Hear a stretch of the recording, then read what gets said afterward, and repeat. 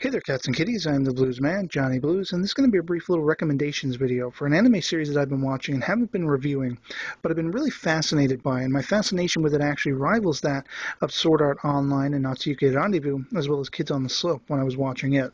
And the series is called Kokoro Connect. Now, the main gist of the series is body swapping, and we've actually seen that in Hollywood many times over. I mean, think of movies like Freaky Friday, a show I used to fanboy over, Smallville actually did it.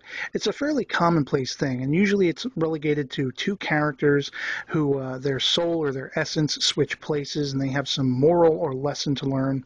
And it's usually through a sort of MacGuffin device that ends up creating the havoc for them, or some mystical, magical wishing, along the lines of "be careful what you wish for" kind of thing. And with this particular series, it's actually down to a sort of disembodied entity. We don't know if this is an alien, a fairy, a god, and he is basically doing this to 5 high school students. We have 2 boys, 3 girls, and they are Taichi and Aoki, which are the 2 boys, and then we have Himeko, Yui, and Iori. And so basically it's, their lives are just wrought havoc by this entity who usually possesses the body of their teacher and basically tells them that, he was kind of just bored one day and he figured he'd mess with them. But I actually think there's something more going on in this series, because he has from time to time also said that they have some sort of goal they have to reach or something they have to accomplish. And so it's very interesting how this all plays out. Now, being that they are high school students, of course, early on in the game we have some crazy, shenanigans and antics that are very comical and that kind of thing. But as we progress, we see that there are actually philosophical questions and debates going on here. With one of the characters, Iori, she is somebody who, I think because her parents had separated, she became used to wearing facades, wearing masks essentially of who her parents needed her to be. And she actually carried this over between her friends, where she would just sort of act a certain way around a certain person.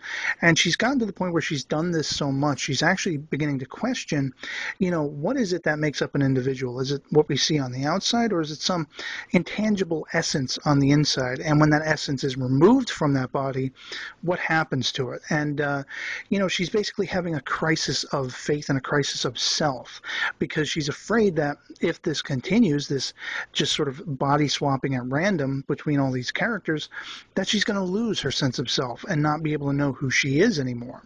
And that's really where it gets fascinating. From the beginning of the series to the current episode, we see a lot of this time is spent with these characters having to reach a sort of level of maturity. Of course, as I say, out of the gate, the hilarity and the chaos ensued, but they really quickly realize, in order to function with this swapping going on, they're going to have to get to a point where they can trust each other and they can confide things in each other that they wouldn't normally under any other circumstance. And so we see them becoming closer. We see them, whereas they were sort of shoehorned together from the get-go, now they're more happy to deal with each other, and they're glad they have somebody who is also going through this chaos. And it's very interesting because we have one of the male characters, Taichi, who kind of seems to be the, I guess you could say self-appointed counselor of the group, who one of the bossy girls actually suggests is selfish because he doesn't like to see anyone else in pain, and he will go above and beyond to try to ease over whatever problems any of the other characters have. And we see them butting heads, and we also see between the Taichi character and the Iori girl, the one who has the crisis of self, they start kind of having a budding romance. And kind of antithesis to that, we have the character Aoki, who likes the girl Yui, but she's not sure if she likes him, and that kind of thing. So there's a lot of ups and downs with these relationships and different dynamics going on, and we find out some pretty big, revelations about the characters that they actually reveal to each other as a consequence of this body swap stuff that's going on.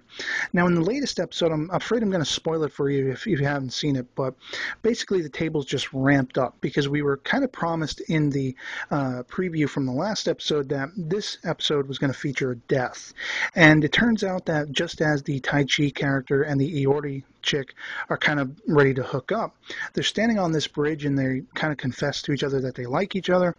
And this is when this disembodied, whatever it is, being, Heartseed, intervenes and throws her off the side of the bridge. Now, she ends up in a coma.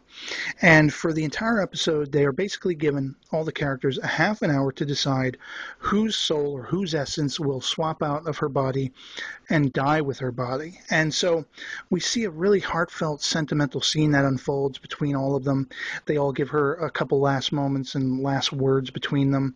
And we see Taichi and one of the other girls who, this girl, her soul embodies for a little while. She breaks down and she says, why does this have to happen when we found each other at this point, and we could be so happy? And everything is really interesting because it doesn't play out at all the way this Heartseed entity said it would. He basically told them she would die, or whoever was in her body would die after that half an hour. And in actuality, she survives. Now, this all seems to call back on this Heartseed entity maybe trying to unify this group of characters. And I don't know, I'm scratching my head as to whether there's some, ulterior motive or some ultimate payoff as to why he's doing this with this, 5 characters. But basically, that's why it's so exciting. I'm not sure what's going on with it, and I can't really promise if by the end of the series we're going to have an ultimate, payoff that's actually been worth it, or that this really is just an entity messing with these characters. But, if any of this sounds fascinating to you, I definitely highly recommend checking it out, because it is pretty enjoyable. And, if you have been watching it, I'd love to know what you thought of the series. I may end up doing a sequel video to this kind of when the series is over. I think it might be 11, 12 episodes. And if it's longer, maybe I'll do one periodically. But I'll probably do an overall review when the series is done, because it just seems to me like it has a lot of potential. And so, yeah, that's pretty much my thoughts on it, and I'd love to know what you guys think of it if you're watching. And otherwise, that's going to be it for me. So I'll catch you later. Peace.